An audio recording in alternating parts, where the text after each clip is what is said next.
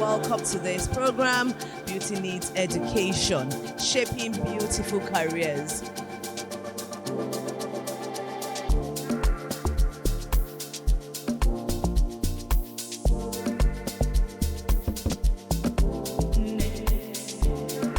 You see the PIA around the forehead, right?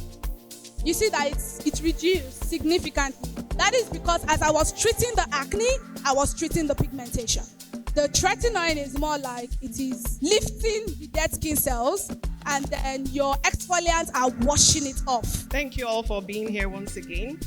And special thanks to the Deputy Commissioner of Canada to Nigeria and his wife. All over the world, skin of color people have very limited options for cosmetics and treatments. Black skin conditions like acne, scarring, and hyperpigmentation are very common. Many people suffer silently from these conditions and have no access to proper care. Because sometimes you hear people saying, oh, skin is skin, you can use anything. But when you consider skin conditions peculiar to black skin, you cannot just use anything. The skincare industry is evolving to better serve skin of color, and it's time to empower this demographic with tailored solutions. Just watching the elevation and development of beauty in Nigeria has been really soul rewarding.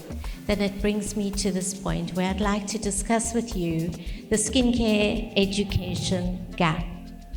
Because having looked around the world and having been part of Sedesco International for so many years, having 21 colleges of our own currently in Africa, we notice that there is a massive skincare education gap.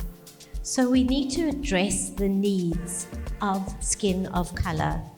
And by doing this, we can empower estheticians for inclusive beauty.